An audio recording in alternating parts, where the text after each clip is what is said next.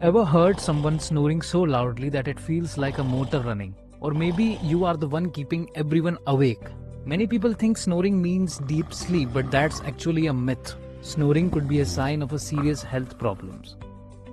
According to the American Academy of Sleep Medicine, around 24% of adult women and 40% of adult men snore worldwide. And it's not just adults, even kids can have snoring problems.